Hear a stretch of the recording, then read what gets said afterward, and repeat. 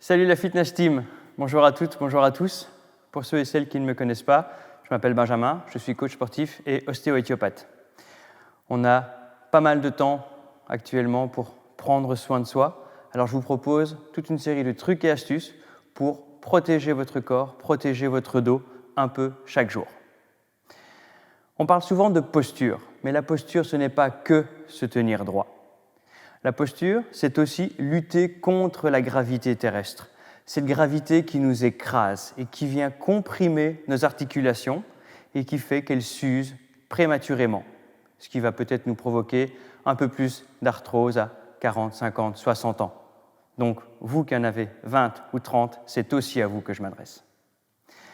Le premier point qu'on va aborder aujourd'hui, c'est la manière de vous habiller. Lorsque vous êtes droit, sur vos disques intervertébraux, il y a une pression à peu près équivalente à votre poids. Donc, rien de bien grave, puisque chaque disque est physiquement capable de supporter une charge d'à peu près 150 kg. Par contre, à chaque fois que vous déplacez votre centre de gravité, ou si vous vous penchez pour mettre vos chaussettes, là, rien que le poids du corps, la pression sur les disques passe à presque 500 kg.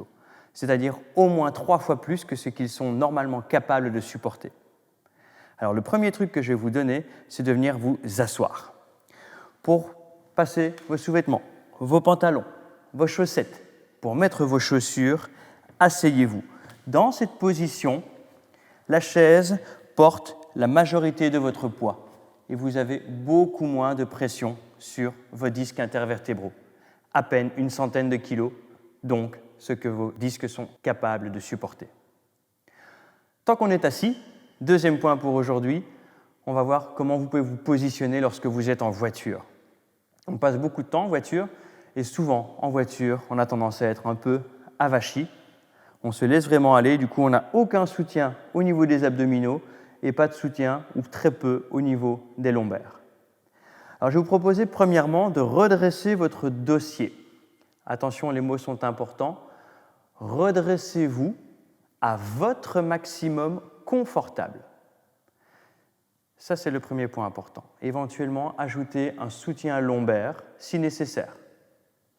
Deuxième point intéressant, c'est de pouvoir relever un tout petit peu le rétroviseur central. 2-3 mm, pas plus. Pas de quoi vous gâcher la vue, surtout pas, restez bien en sécurité.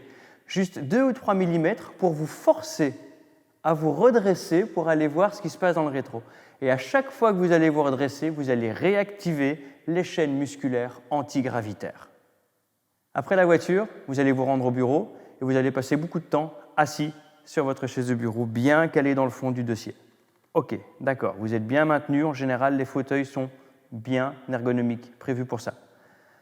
Mais régulièrement, plusieurs minutes, toutes les heures, pensez à vous décoller du siège. Redressez-vous, encore une fois, pour réactiver les chaînes musculaires. Si par exemple vous voulez opter, ou si vous avez déjà opté pour un ballon, pour une fitball, assurez-vous qu'elle est à la bonne taille. Lorsque vous choisissez une fitball, il est important que les genoux soient à la hauteur des hanches, pas du bassin, des hanches. La boule que vous avez ici sur le côté, l'os que vous avez là sur le côté, les genoux à hauteur des hanches, ou éventuellement un tout petit peu plus haut. Si c'est trop bas, vous allez vous retrouver avachi. Si c'est trop haut, vous allez vous retrouver cambré. Donc ça, c'est important. Si par exemple, vous ne travaillez pas au bureau, que vous êtes par exemple manutentionnaire ou que vous devez porter régulièrement des choses, je vais vous proposer 3 manières de porter des choses. Quelle que soit la manière dont vous allez vous y prendre, l'élément important est d'assurer vos appuis.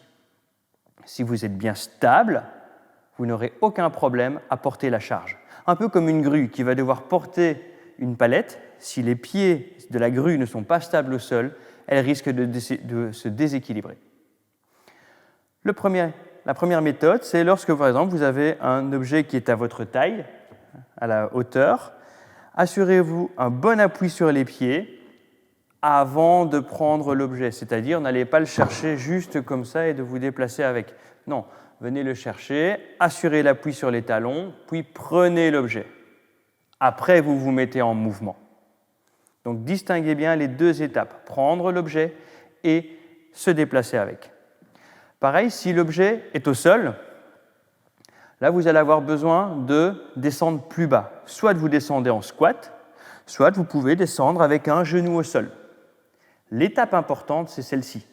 Lorsque vous avez attrapé votre objet, ne vous relevez pas. D'abord et toujours redressez le dos, puis remontez. Si vous remontez sans avoir redressé le dos, vous allez faire un mouvement alors que votre dos n'est pas encore protégé.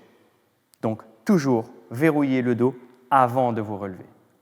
Le dernier point, pour un objet qui est peut-être plus léger, où vous n'avez pas tellement le temps, où vous n'avez pas spécialement pensé à plier les genoux, où vous n'avez peut-être pas la possibilité de plier les genoux à cause de problèmes de genoux ou de hanches, vous pouvez simplement venir ramasser un objet avec une jambe qui va se lever derrière. Ainsi, le dos il reste à plat. Mais vous avez un appui sur une table, une chaise, un meuble, contre un mur, ce que vous voulez. Mais avoir un appui supplémentaire, ça va être primordial. Voilà pour aujourd'hui.